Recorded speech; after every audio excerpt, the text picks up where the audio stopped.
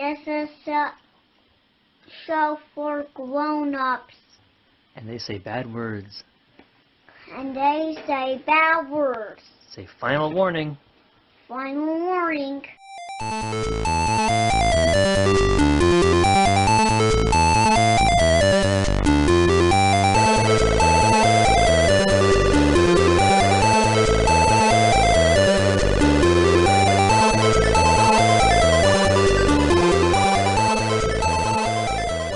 Hello and welcome to the Pot of Blunders. I'm your host, Nate Magnuski. With me is the right half of my usual co-host, Richard Sullivan. You know, I'm going to try to fix this in post, but for all of you with one ear, I'm sorry. Well, hopefully it's the right ear, because that's the only time you're coming through on my headphones. Also with us, Eric from Rye. Hello. And I can be heard in both ears, apparently. yeah, it's pretty great. Be more like Eric. And special guest DM, patron, and dare I say, lover, Conan the Librarian. Hello and good evening, and you may not say that. Richard, leave that part in. I will. Okay, You cut that shit. Some awkward sexual tension. Yes. So, Conan, what are we doing today, my dude? So today, I'm going to Spelljam you. Yeah, Spelljammer. We are going to Spelljam so hard it gives you the Fey runs, and I won't go through the whole joke, but I have a pretty Spelljammer-centric one-shot, so I'm pretty excited as a big fan of this system forever. It's influenced a lot of my tabletop and D&D background, so I am super excited to run something based in this. So I know we were saying, we're an indie-focused podcast, but we're doing a little bit more 5e with this. But Zach is an indie game producer, so I still feel like we're hitting the mission statement. I mean, like barely? Yeah, but it counts. It is. It's a thing. It's using some of, the new 5e Spelljammer content, because I wanted to make it, like you said, as Spelljammery as possible. It's got a good, serious tone, and I think the number of dick jokes and laughs that you clowns will bring will really make it fun. Nice.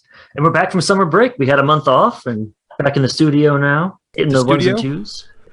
It's a studio apartment, okay? All four of us are living in a studio apartment. And it's my turn with a bed tonight, don't forget. That's why Richard's in the right ear, because Nate's in the left ear. They have to share everything. I can't afford both spaces in your oral perception. Richard, is there some kind of way people can help us with that? You know, if they would just go on and do the bare minimum and go to patreon.com and give us $100. And what do they get at the $100 level that we have not made? I mean, So, Richard in both ears. yes. and I lost the left ear. I mean, for like $1, you get some cool Street Sharks podcasts and some other stuff. Hey, speaking of which, we gotta get on that. We took August off. You'll get one in September, okay? Deal with it.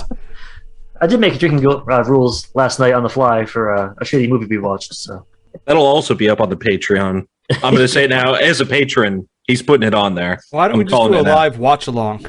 Because I can't survive those drinking rules, any of them. No, they're not.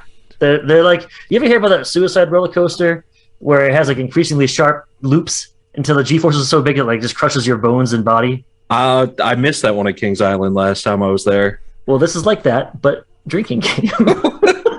It's not designed to survive. It seems dangerous to endorse anything like that. I'm not saying that you got to do it. I'm just saying sometimes I get it. Anyway, so I'm handing over the steering wheel to you, Conan.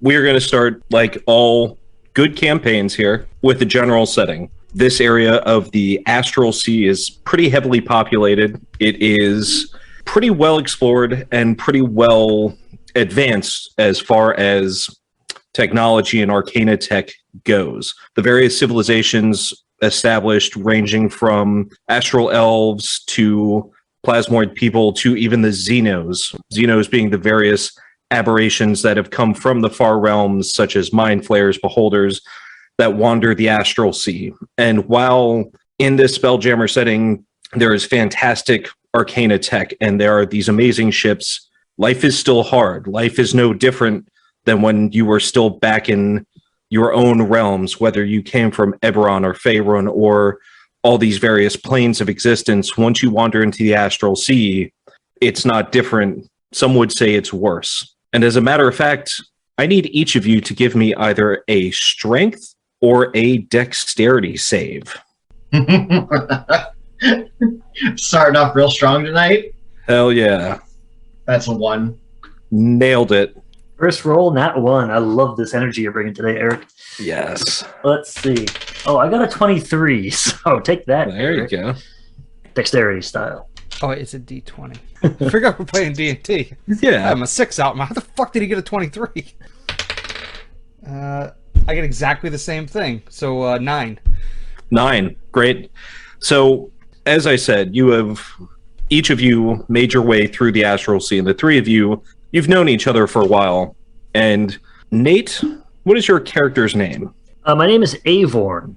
Avorn. Great. And Avorn, we're going to get to you first, and then we'll get to the other two. But before that, I want you three to know why exactly you've made these saves.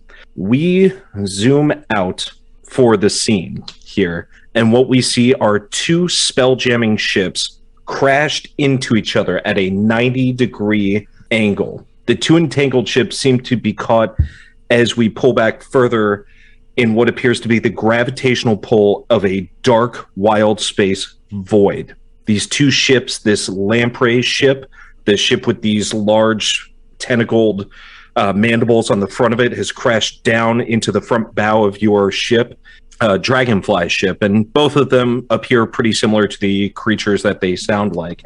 The chaos and the debris and damage clouds your vision as these 2 ships have collided. We take one step further back, and a moment of concentration on the void reveals its actual nature. Too horrible to look at for more than a glance, this wild space is an opening to the far realms, the plane of madness and aberrations that births these creatures on this other ship, mind flayers, beholders, and hundreds of other monsters that twist reality where they tread. But this is not how you meant to tangle with these creatures and this ship. The job was to retrieve a relic that they're carrying, to take it back to Sal in Brawl, the floating city. You have to get it back to them, and you are so close. You knew they had it. You even saw them displaying it openly on the deck of their ship as you chased them.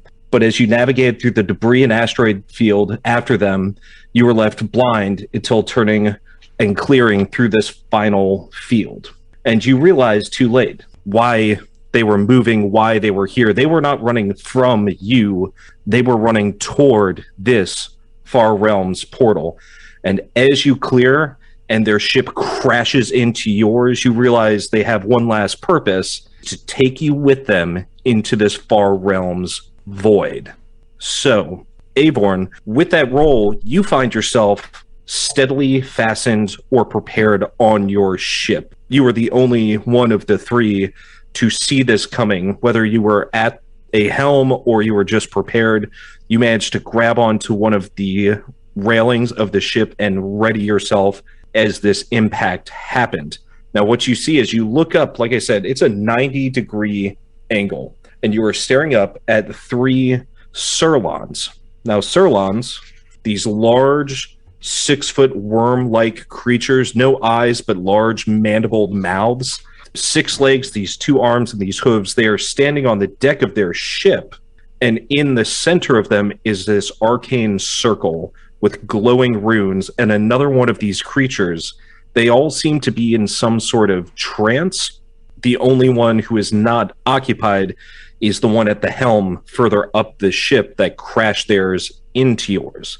They seem to be performing some sort of ritual that they are focused on, and one of them is holding this relic that you're supposed to take back to Sal. Now, one last thing before you take an action here. The way these Spelljammer ships work is that each one has their own plane of gravity. It runs parallel with the ship itself. And each Spelljammer has its own air bubble that encapsulates the vessel. Now, when you when you join airspace with another ship, your air bubbles join, and you share the same type of air. Your gravity planes remain their own unless one of your ships is larger. However, in this case, it is not. So what you realize is you are staring at them about 20 feet above you in their own gravity field, perfectly fine on their ship. If you're going to get to them, you're going to have to either run the 20 feet to their ship and then 20 feet up, or somehow make the traverse diagonally across this space. Like I said, their ship is attached to yours, and both of your ships are drifting toward this far realms portal. What, Aborn, do you do? So can I get to the relic we're supposed to get? You would have to traverse, if you're going to run deck to deck, it's 40 feet total. Think of it as a triangle, right? Or a 20-foot diagonal. Sure, because it's an equilateral triangle. If I do a running jump, can I get into their airspace and then fall as a free action the rest of the space? Yeah, give me a good athletics. And as you make this running jump, why don't you describe Avorn for us? Who is he? What is he? So Avorn's an astral elf. He's a real piece of shit. He can change. He's just not going to. I built him as like the edgelord character I've always wanted to build in D&D, but just never got around to. So he's like all black leather armor, wears like a plain white face mask. What's that guy from Street Fighter? The mask? Well, Balrog in Japan. Oh, why'd I fucking ask? Go ahead. Nerd. Balrog in Japan, but because of Mike Tyson, they switched the 4 Shadowloo bosses around. So in tournament play, he's just known as Claw. You know, for only being in one ear, you still sound like just as much of a fucking nerd. I thought it'd be cut in half. We're fucking playing Spelljammer on an actual play podcast, and I'm the nerd? Yeah. All right. So I don't think I'm doing this athletic. I think I'm doing it acrobatically. Please, God. Like a handspring? I will say, yes, the acrobatics is going to be tougher, but sure, go ahead. Fine with it. It's a 17. You clear it. So you manage, as your 2 ships begin to tilt in this wild gravitational pull of this void, you manage to brace yourself on the railing there on the foredeck and push yourself off. You grab a rope to assist your leap, and you clear out of your own gravitational pull and air bubble. Now, it's only for a couple seconds here. And not only do ships have their own air bubble, but your consciousness develops its own air bubble. It's very small. You wouldn't be able to travel to another plane, but you have enough air for these couple seconds that suddenly you feel your force momentum waver, and you have half a second of nausea as you go from gravitational pulling you down to 0 gravity to you enter their space. Let me ask you, are you coming in head first or feet first? Because you enter their gravity about 20 feet above them in the air. I feel like I do an upside down jackknife, so I'm feet first at them. Okay. Are you landed on one? Are you landing near them? I want to go right for the relic. I want to land on the relic if I can and hug it close to me. Okay. Why don't you go ahead and give me an attack then? And I will give you advantage on this attack because they seem solely and wholly preoccupied. All right, that's a 21. Okay. You absolutely hit this Sirlon, this giant worm thing holding the relic. And I'll say it knocks him down. And I already gave you advantage, but I'll say it also knocks this relic out of his hands. What he's holding is this small globe. It's maybe 6, possibly 8 inches around. And you'll have to get a closer look at it, really pick it up, but it looks to be made of various polished gems and metals and maybe antique wood that goes rolling across the deck away from you as you land on this thing. You land pretty heavy on this thing. Now, it's big. It's still like 6 feet long. It's another medium creature, but go ahead, give me a D8 plus your strength here. Okay, well, that's not going to be great, but I'm okay. So, a 6. A 6? Cool. So this thing takes 6 damage. With that acrobatics, I'll say that you land on your feet and this thing lands prone, as it just is not expecting. It expected maybe something to come up on the deck, but it did not expect you to clear a 0G leap and come literally from over its head as you curb stomp this worm.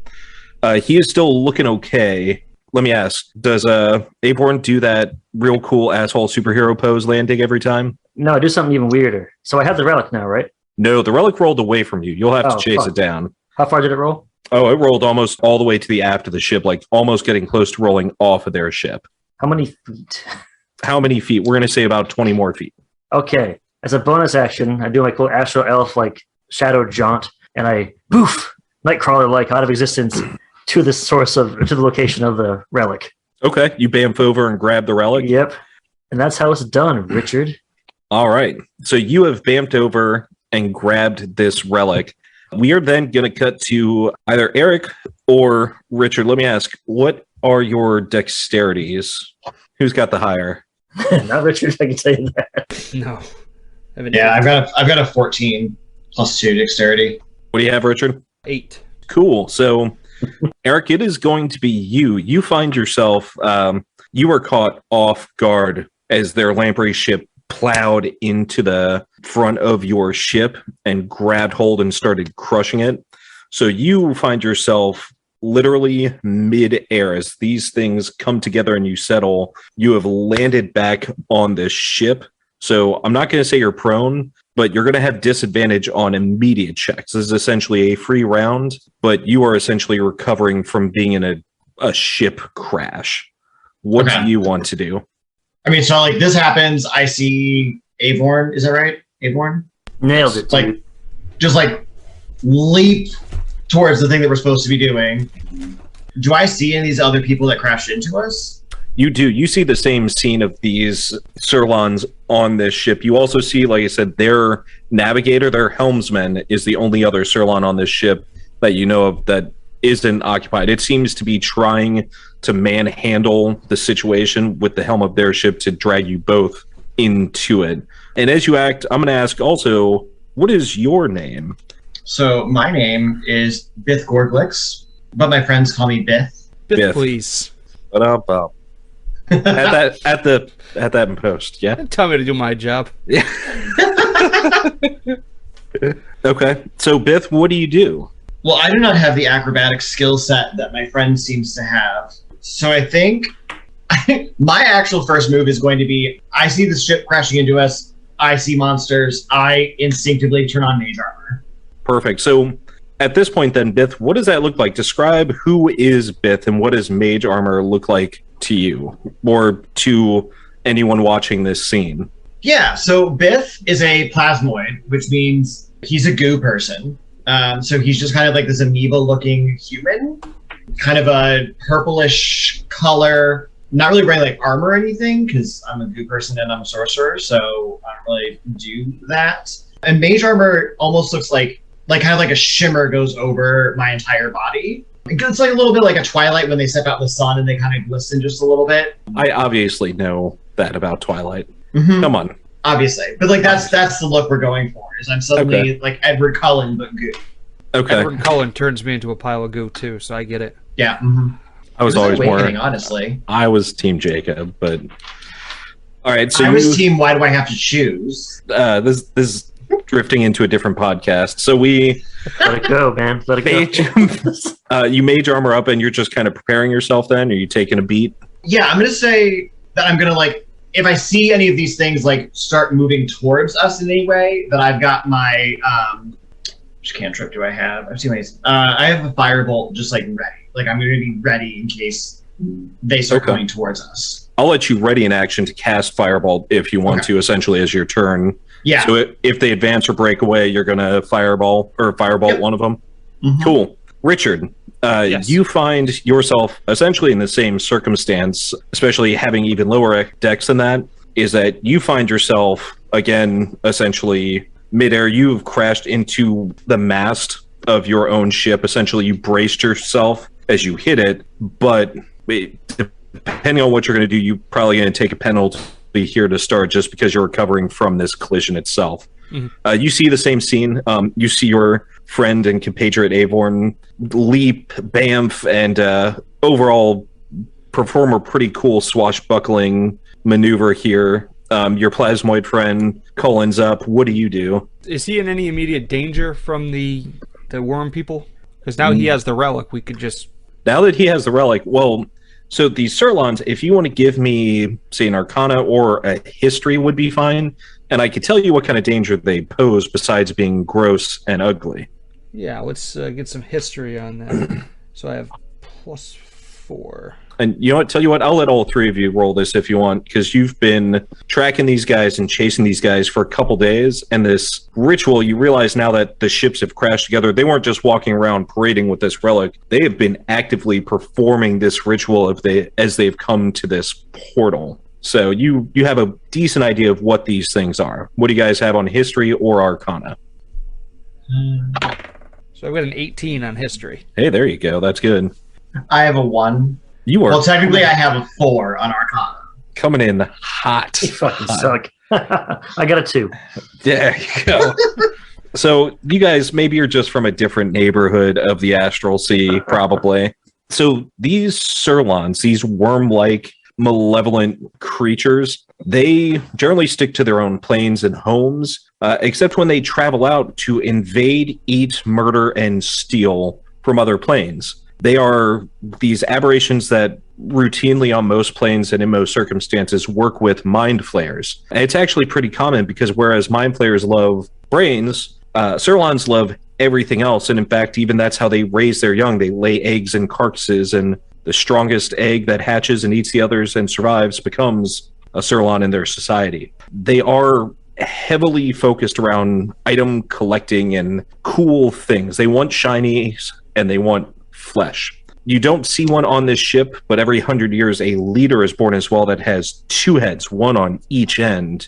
You don't see one of those on this ship, which is honestly kind of unusual. Usually if these Surlons are traveling, they're known to have a leader with them, or at least nearby. And as far as you know, these ones aren't attached to a Surlon leader anywhere that you know of. You also know they don't wear armor because they are essentially psychic creatures. They battle when they have to with their bite and their hooves, but mostly with their psychic attacks. So that being said, what are you doing? I think I'm going to smash. Cool. So what's my distance? We're still in the 20-20? 20 or 40 if you're doing flat run. I'm going to do some real Thor shit here. I have a maul. Okay. And what I'd like to do is throw it as far as I can. If I can break the 20 foot, then it will carry me the rest of the way once the gravity switches. And I'm going to drop down the hammer of, the maul of Mongo and try to squish one of these worm folk. I'm going to guess then your character's name is in fact Mongo then, yes? Mongo. Mongo, what do you look like? Who are you? What is this scene as the camera pans party member to party member? Mongo is a giant hippo person, or a GIF in Dungeons and Dragons talk. I think you mean GIF. No, Get off. You're done. This one shot is officially over. I'm a giant hippo, like a tank, in adamantium samurai armor. Holy shit. Carrying a maul, a great sword, and like a teeny little hand axe in case I get into a jam. Well, yeah, you're not going to open, your can of beans around the campfire with your maul. No. Unless you're going to Gallagher that shit.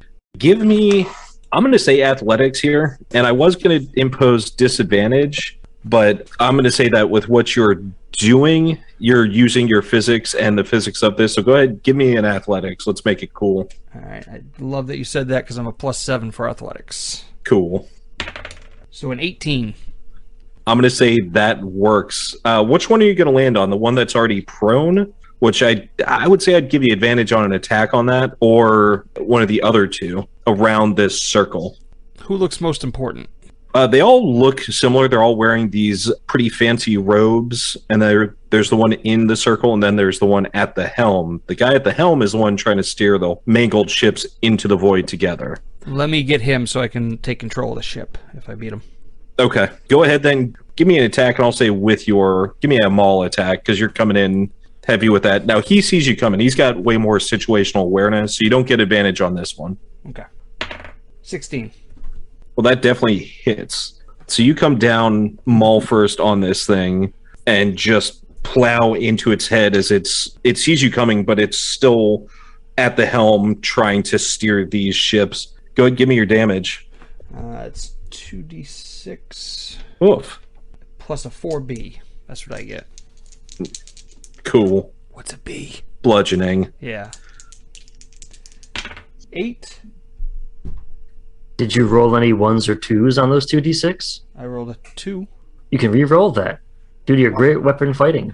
Anytime you roll a 1 or a 2 on those d6, you can roll it again. It's almost like you made my sheet. Not saying I did, not saying yes I did. But a 1, so I can't probably do it twice. No. Should have kept the 2 as so. Yeah, fuck you. So I guess now it's a 7 plus 4 bludgeoning. All right, so 11? Yeah. All right, at this point, then we are now going to roll initiative, fellas. Well, actually, he can attack twice on his turn. Not on this one, because he had to recover. Like you said, the recovery. He already failed his save at the beginning. So now we do actual initiative. Roll it so I can murder you. I like it when you talk dirty to me. You're first. Don't worry. I have an unnatural 20. 13. And a 3. Guys are killing it. And who got the dirty 20? Was that you, Nate? Avorn. You are first. Your friend has crashed down. Actually, so the way I described it was the relic got rolled almost all the way to off the back of the ship. So this would have been past the helmsman. So you've grabbed this relic. You bamf to grab this relic, and as you stand up, your, I imagine, 400-pound hippo friend, Thor style, slams into this helmsman. Sirlon here, and you are first. Okay. I shove the relic down the front of my pants so I know it's safe. Too bad these things only attack dicks. You've really hosed yourself. Beans. Let's see. So the one he just smashed, is he prone too, or is the one is my victim the only prone one?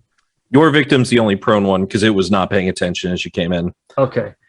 So I draw my scimitar and shield. I want to bamf back over to the prone guy. Okay. And I want to try to stab him twice. Oh, shit. Okay, do it. So I have advantage because he's prone, right? Yes. First attack is a 24. Second attack is a 23. Yeah, those both definitely hit. 18 damage.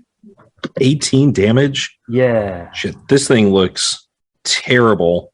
And as a matter of fact, it screams at you in your head as you swing these swords down on it in some indiscernible language. Is just screaming into your mind. Give me a perception check while you're standing here. Okay. 23. So you realize now that you are closer to this circle and these runes, there is a protective bubble. It's almost clear, but now that you're closer, you know, like a bubble has that kind of rainbow film to it. Now that you're closer, you see the light kind of reflecting around this small dome that's over this Sirlon in the middle of this circle.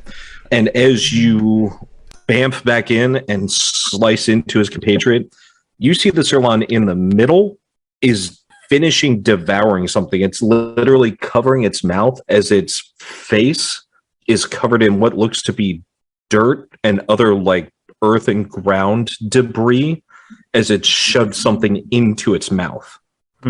So the guy I just hit, I want to name him as my favorite foe. Okay, so you're a ranger then, too. I am a ranger. That's all I am, is a ranger. Well, you know, that's good enough for most people. He's going to take a little more damage because fuck this guy. Do it. I think you should. 2. Take that. Take all that nasty 2. 2 damage? Yep. Now, what causes this damage? You just say, hey, you get fucked, and he takes more damage? Yeah, pretty much. So favorite foe... Oh, okay. A little extra bonus damage to him. With that, that's literally enough to kill this thing. You stab in, and on this final stab, as it screams into your brain, you twist your saber and just end this thing's life. So that guy, he dead. After that is the helmsman then. And the helmsman, Mongo, he rears back, and because you're right in his face, he's going to go ahead and multi-attack, and he's going to try to bite and then claw you because you're right in his grill. And I'm just going to do all 3. Whoa, that's a nat 20. That's a nat 20 on the bite. That is 15 and 9. What's your AC? 18. 18, so only the bite hits, but with a crit, that's going to be 2d8 plus 2. However, I should warn you with my adamantium armor, any critical against me becomes a regular hit. All right, so there you go. So this thing rears back, and like you come up to swing, and it gets you right under your arm, like in your almost exposed rib cage. And as it bites down, you manage to twist just enough that it only barely gets you, and otherwise crunches against your armor. You're still going to take 8 damage, and that's what it's going to do. It's actually, you know what? It's going to do essentially a strength or a vehicle proficiency. The ships veer further toward this void. Not only are your ships drifting, but he is actively steering it to make them essentially move faster into this void. And I'm not going to make you roll an Arcana or History to know that the three of you it's no bueno going into this Far Realms void. After him is one of the cult's members, or rather one of the other casters in this circle. And he's actually, because you're right there and murdered one of his friends, Avorn, gonna at you. What is I need you to make a wisdom saving throw, please, as he also screams directly into your brain. Love this. Would any of this have triggered my readied firebolt? I would say no, because the helmsman is responding to Mongo being in his space, and this is a psychic ranged attack. Okay, cool. Well, I don't want to brag, but I got an 11. Then you shouldn't brag, and no one wants to hear it. You then take 13 points of psychic damage as this thing pierces your brain. Also, as it hits you with this attack, it glances in the circle and sees the same thing you do, that whatever this thing is doing in there, it's okay with leaving it. And he is actually going to move toward Mongo at the helm. So I will say that would trigger your firebolt there, Biff, if you want to take that shot, because whatever it's doing in the circle, it is done with that process, and it is going after Mongo. Is he going to fireball me? He's going to firebolt this Sirlon. So I got a 22. That definitely hits. Okay. And 2d10 damage. Wolf. Gotta love the 5e cantrips that level up. Yeah. 15 damage. That's pretty good. He makes it to Mongo's space. It doesn't kill him, but that's a pretty beefy hit. And after that is the thing in the center of the circle. It punches down, and all of you hear a scream in your minds. All of you glancing at it see that a light, it curls up almost into a ball on the deck of the ship. You can see that it has started to radiate with this soft green energy light of some sort. And that's all it is going to do. Bith, it is now your actual turn. Okay. I saw that happen, right? Even from where I am, I saw that happen? Yep. Okay. I'm just going to firebolt him.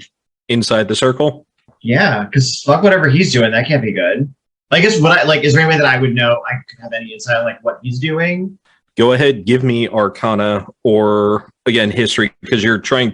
I'm going to say Arcana would be best. Yep. Well, that's a 9, so I probably know a lot. Here's what I'll say, because what did you get about information on Sirlons? Were you one of the low ones? Yeah, I rolled a 1. I knew nothing. Cool. So he's doing stuff in that bubble, and he's shiny. Yeah, it just feels off to me. I'm gonna set him on fire. Okay. That's my gut reaction to something. I'm like, this is bad. We shouldn't be going where we're going right now. I'm gonna set this dude on fire. 19 plus 7, 26. To hit? Yeah. That does hit it. Now, what I will say is as your firebolt reaches it, you realize just as the firebolt hits about a foot or two away from it is when you see the dome as well, because it ripples with energy. So it's going to take half damage from this spell as it breaks through this barrier. And that's 14 damage. So 7. 7 damage, yep.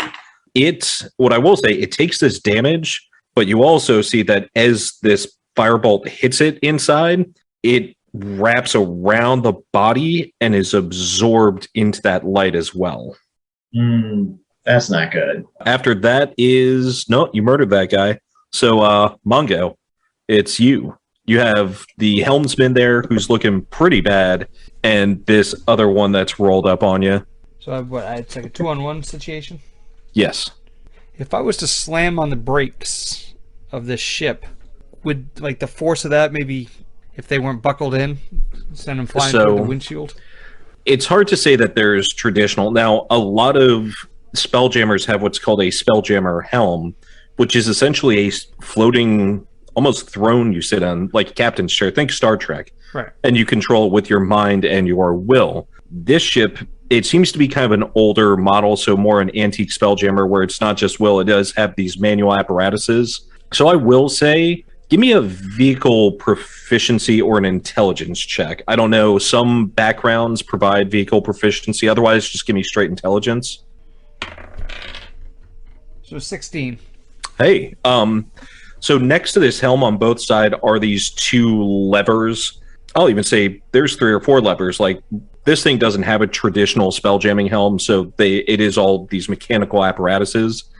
You're a GIF, right? You Yes. are a samurai, well, you're adamantium wearing GIF. So you have been around the stars. You have been around the astral sea. And I'll say that you have probably been on one of these ships. You probably aren't a helmsman usually, but you have been on one of these ships. You recognize which one of these is essentially the back thruster or the brakes on this thing. Go ahead and... How do I want to do this? I'll let you operate this handle to put on the brake, but it's kind of like a helm of a ship when you're steering it. It's not like a car. You don't just turn it left and then you're left. If the sea is fighting you, you have to fight it. You have to essentially fight against it.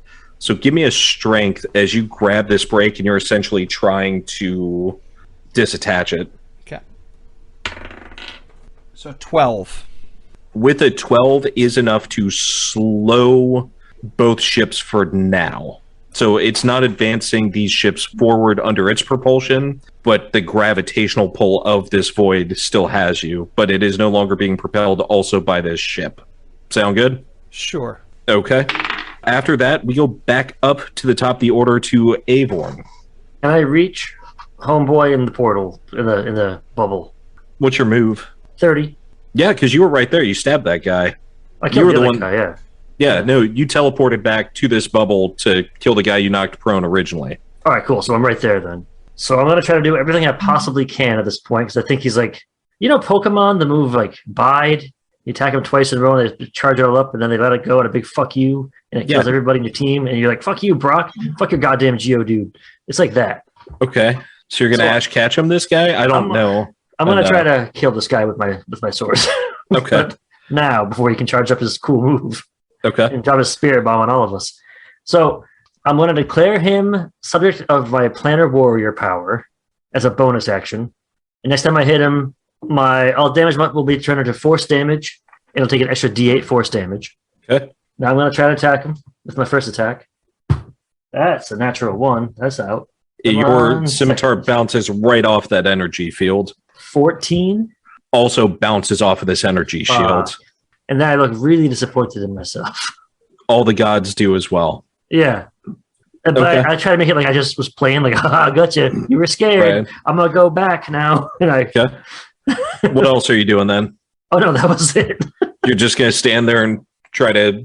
Okay. I mean, I guess I should try to, like, do a withdrawal or something, take a couple feet away from this bubble bat. You know what? I wouldn't do that. That's not my character. I'll Okay. just stand here and take whatever's coming to me. Cool. After that then is the helmsman. And I need you, Mongo, make me a wisdom saving throw. 16. That passes. This helmsman makes that scream into your head, but it is also going to grab this brake that you've grabbed onto, and you're going to do a contested strength save or check. So give me just strength roll. Is this a strength save? Not a save, just a roll. So an 8. This thing manages to rip this brake off out of your hands, and not just like as in, it takes off the brakes. It literally rips the handle out of the deck itself as suddenly the propulsion system kicks back in with these brakes disengaged and taken off. If he had more actions, he'd hit you with it too. After that, there's the other Sirlon standing right there that ran up to you, and he is also going to try a bite and 2 claws.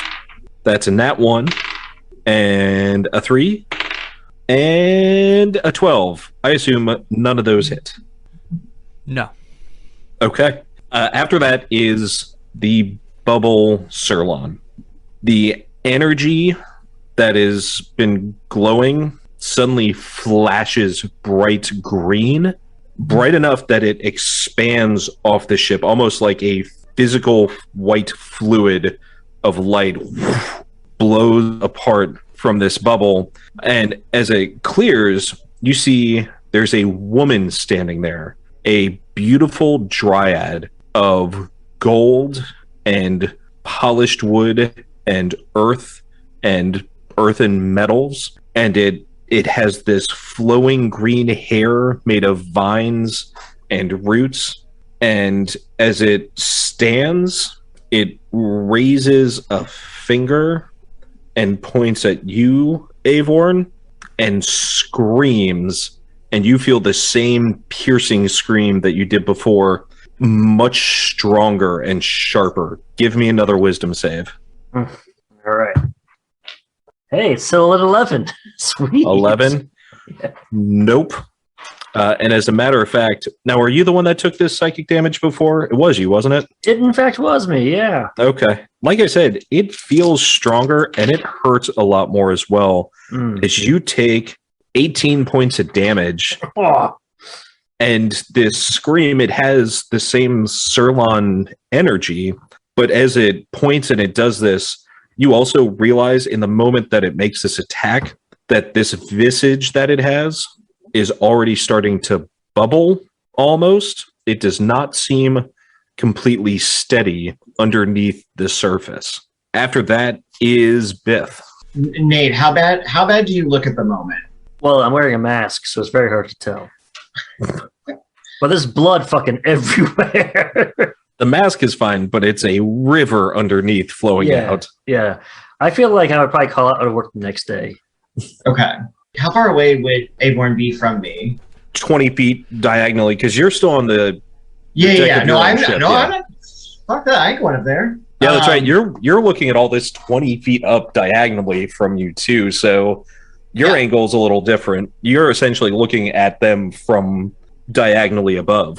I want to cast Aid on Aborn. I'm casting it at 3rd level, which gives you 10 hit points. Thank you. The consummate professional. Oh, wait, I get Mongo, have you taken any hits? I've taken 8 damage, so I'm down to 41. Oh no. Okay, so each... Yeah, well, actually, so each target... So I'll target both of you.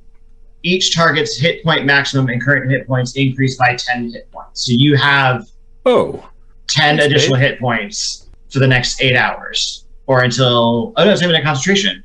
So you just have that. That's badass. Give me an insight, Beth.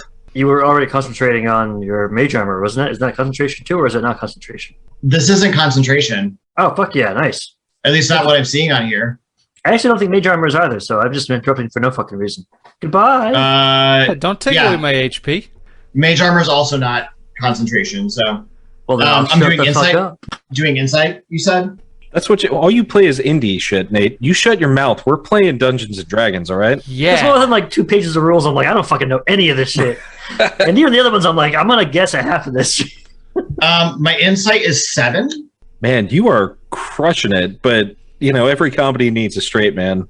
So how dare you? Yeah. Eric's been called a lot of things. No.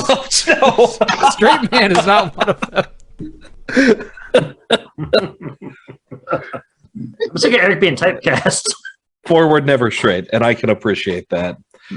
So, cool. You cast your spell. Are you doing anything else? No, that's all. That's all I'm doing. Okay, Mongo, what you got? So my brake has been ripped off of my... Yes. Is there any other way to stop this ship? No. Well, I mean, yeah, not really. Unless you want to get out and push, but I don't think that would work. No, I'm strong. I'm not that strong. No, you're not space strong. You're hippo strong. 2 different scales in this book. Why don't you give me an insight as well? Okay. 4. I'll let you have whatever you can figure out then. I'm not going to say your character is a complete demo, but as far as the situation goes, what are you thinking? Well, I suppose I have 2 worm people in front of me. I should probably just smash them. There you go. Let's get smashing. Could I smash one with my maul and kind of like knock him into the other guy? Well, it's kind of like a shove attack. Yeah, and get like a bounce back. You know, yes and no. I'm going to say yes because it's cool. And you are a giant hippo in adamantium armor with a giant maul. Yeah, give me an attack. And here's what I'll say is you have to beat a DC 20 on this attack. Otherwise, it's a regular attack if you break their armor. If you break 20, I'll let you smash him into the other guy. Okay. So 8 plus. No, I don't. It's a 10. Okay, so that one doesn't work. But you do have 2 attacks, don't you, as level 5? Yes, you do. Perfect. So I'm going to do it again. Yeah, let's do it. 19. You don't manage to knock it into its friend, but you swing down on this helmsman one last time. Roll your damage. Okay. 4 and a 2, but I can re-roll that too. There you go. 4, so that's 8. So 12 altogether. This helmsman drops. Now, point of order. Yes. And edit this out. Richard, now you can declare your action surge if you wanted to and attack 2 more times on the guy next to you. No, action surge. As a fighter. You can do fighting spirit as part of that too. Alright, give me so. Actually, no, you can't. It's either one or the other. It's one or the other, yeah. Yep, those are both bonus. I guess I'm stupid. Action surge. Do it. Just keep doing it and doing it and doing it. Just this. One action surge per day. Although you're level 5, you might have 2. 1 action surge per short rest. Yeah, there you go. You get to do it once, declare your action surge, and attack twice on this other guy. Much like Michael Scott declaring bankruptcy, I will declare action surge. And the other guy's right there, right? Right. I said, I just don't want to be boring. Keep smashing people with my maul, but it's working. Yeah. I made Richard an anime character. What? This was What? No. This wasn't part of the deal. I made you a samurai.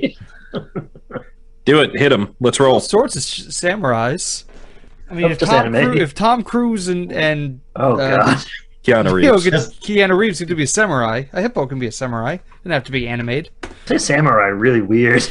What is that? I don't know, it's like samurai. Roll your dice, or this Samurai. thing's gonna scream you to death. All right. 14. Go ahead and roll your attack on your second one, too, just because. Not so much. That's a 9. 9 doesn't, but roll your damage on the other one. Yeah. That's a 13. This guy's not looking great. After Maul, we go back up to the top of the order, and it is at the one you just attacked. It turns around, right? It's seen its whatever is happening here, and it runs towards this thing, this creature, this woman in the middle of the ship. And as it runs toward it, it prostrates itself. Like it literally runs toward it and throws itself on the deck of the ship in front of it. And that's what it does its turn, which is followed by the turn of this thing, this creature, this female, whatever it is, steps forward. And as it does, this bubble, this force field evaporates, and it puts its hand down on top of this Sirlon, and this green energy emits from its hand. And this Sirlon, you at first hear them talking. It's speaking in common out loud now. And it says, "Child, you," and then its voice breaks. And from its hand where this soft green energy was coming from, vines and roots and daggers of earth and metal shoot from its hand and envelop the Sirlon on the deck. Just almost instantly wrapping it. It pops like a balloon of gore as these things envelop it and crush it. And this thing, this dryad, looks horrified, as if it's surprised by what's happened, and it stumbles backward. Now, Nate, Avorn is still standing like right there, right? Oh yeah. And she turns to you and opens her mouth to say or scream something. And as she does, again, you see the skin starting to ripple, and you see bulges and patches where Sirlon's skin is kind of phasing in and out on it. Avorn, your pants heat up, and that green light spills from the seams of your space trousers. So, just a heads up. So when that thing was screaming at you, was it screaming like dirty shit or something, and you just couldn't contain it? Yeah. It was screaming in some sort of something. Rage, pain, something. After that is Bith. What I will say, you have a better advantage where you're at. The ships are very close at this point to this Far Realms portal. Something needs to be done, or you're going in with it. Is there anything I can is there anything I can do from our ship? Like, can I direct our ship in any kind of way? You could. I don't know what spells you have at your disposal, but you can be at the helm easily if you want to try to maneuver the ship itself. Okay. I don't think I have like spells that would like specifically help with that, unfortunately. I mean, that's like, if I'm noticing this, like I feel like I would need to go over and like try at least to like do something. Yeah, give me either an intelligence or a vehicle proficiency bonus to it if you have that. No, I don't have that. Okay. But I can give you an intelligence. We'll see how that goes. Okay. Why don't you give it? A 16. Hey, you broke the streak. I could roll a dice. I will say 16 is good enough here because the ships have been essentially flexing the force of the gravitational pull, the braking that Mongo did, the sudden acceleration, deceleration, and just the crash and the grappling itself of the ship. What are you doing exactly? I'll say you have control of your ship. What are you trying to do to disengage or get your ship out of there? I mean, I feel like if I without knowing, I guess, the mechanics of the ship, if we have some way of like turning on like thrusters or something that would like push it away from the vortex thing. Yeah, I think I said you guys are in a dragonfly, right? Yes. So you essentially kick on your, quote, reverse thrusters, and your wings on the ship begin to flap the other direction, reverse direction. And as it does, the hold that this lamprey mouth of the Sirlon ship has on the bow of yours loosens and breaks off the tip of your ship, which is great. It means that you are now disengaged from their ship. It also means that the two of you fellas are on this other ship drifting toward this void. I'm assuming that was like my full action, right? Yeah, unless you want to... What else you have if you've got some sort of bonus or something you'd want to try? I don't have a bonus because it was a cantrip. I was going to do message and just use that on one of them to be like, get your asses back on this ship. Yeah. But it's an action, so I don't know if I can do that. I'll say you will. With you spend essentially your movement and other stuff, and it's space.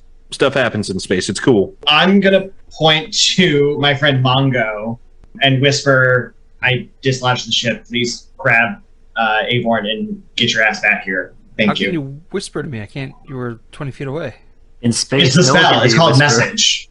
It's literally a spell. So like it says, I point my finger at you and whisper a message. You can hear it, and then you can whisper back to me one thing. What's your response, Mongo? Baba booey, Hubbard's penis. Fuck you. Can I I can only say one word back to him? Not one word, just like one phrase. message. Oh. Yeah. Can you deploy the tractor beams? Like, you're in the ship. Do the ships have tractor technology?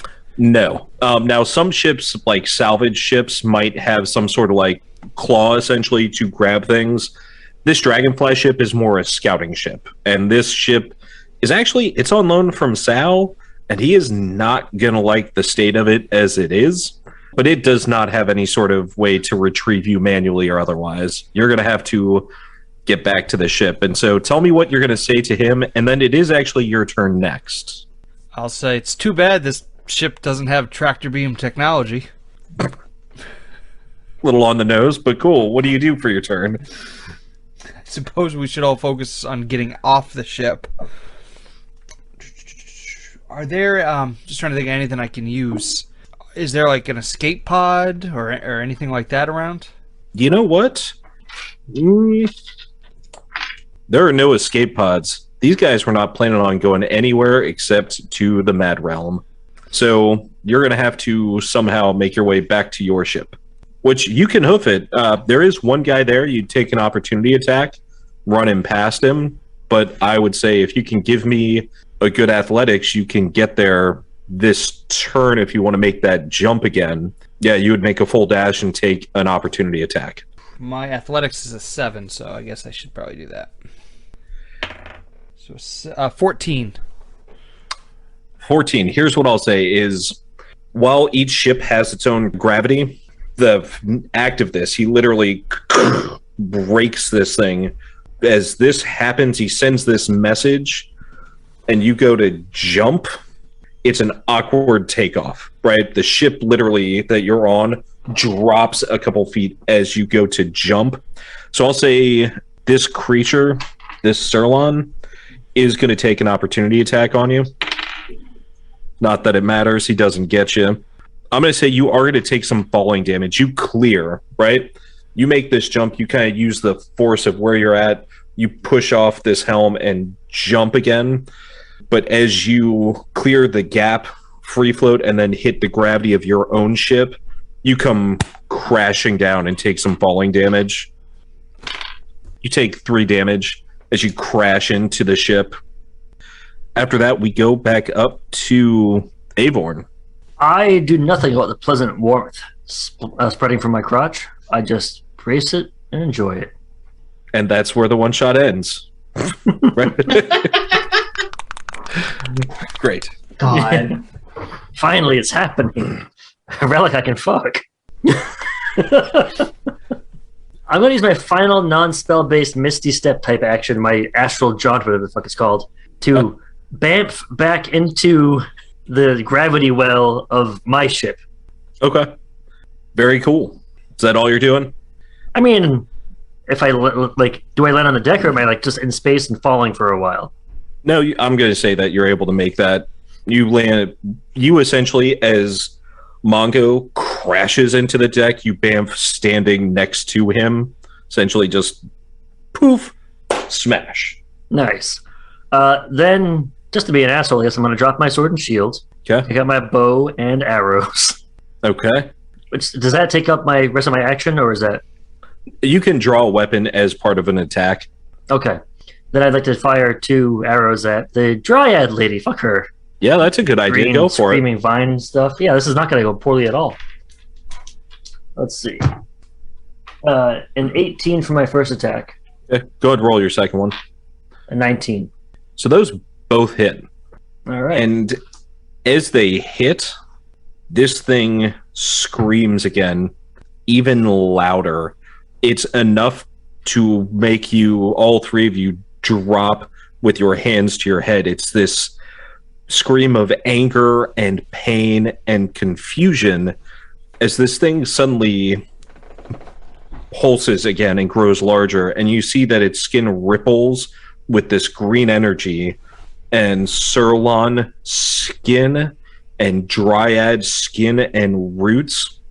And as it does this, every time it pulses, it gets a little bit bigger, and these roots and vines are starting to grow out of it and wrap around the ship it is on itself. The relic that you have is also growing warmer. What do you do about that? Smile. Nod.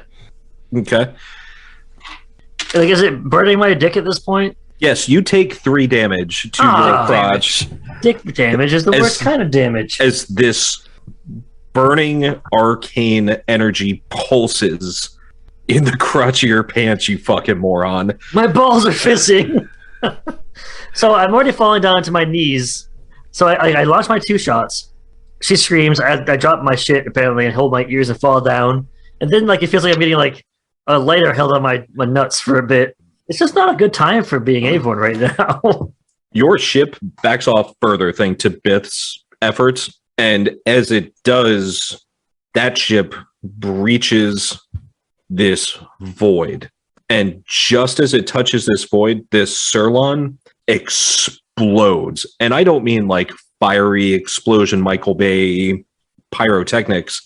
It explodes in roots and energy and vines that wrap around it the same way that when this Dryad touched the Sirlon on the deck, instantly it just envelops and eats and destroys the ship as it is sucked into the void itself. and you manage slowly but surely to back your ship away from the gravitational pull. Once this, whatever it is, essentially explodes and destroys itself, the pulsing and the heat stops from your relic, the noise stops, and the three of you are left on the deck of your ship. And as you recover, Sprocket, the auto-gnome doctor that accompanied you on this trip as directed by Sal, comes up from below deck. He is not a cleric. He is not a fighter. He's literally just there to make sure that you're not, well, destroying Sal's goods. And he says, "What the fuck was that, guys?" And you are out of danger. At this point, the rate that your ship can travel, it's going to take you a couple days to get back to Brawl, the floating city here on the Astral Sea. In that time, you have time to rest. Doc does his best, or I'm sorry, Sprocket, excuse me, does his best to patch you up, and you guys rest and heal up. If you want to support the Pot of Blunders, please consider heading to our Patreon page, patreon.com/potofblunders, all one word. We've got membership levels ranging from $1 to $10 a month, which will get you access to things like our Discord, exclusive episodes of Jumping the Street Sharks, as well as a variety of other perks. You can also support the show and help us bring more attention to amazing indie authors by leaving a review on Apple Podcasts. We really appreciate any help you can give. We love hearing from you. You can always find us on Twitter at Pot of Blunders, and you can also reach us via email at potofblunders@gmail.com. Want more reviews, interviews, actual plays? Head to potofblunders.com and learn about even more amazing indie games. Thanks for listening. For the Pot of Blunders, I'm Nate Magnuski, and as always, may all your Ds be 12s.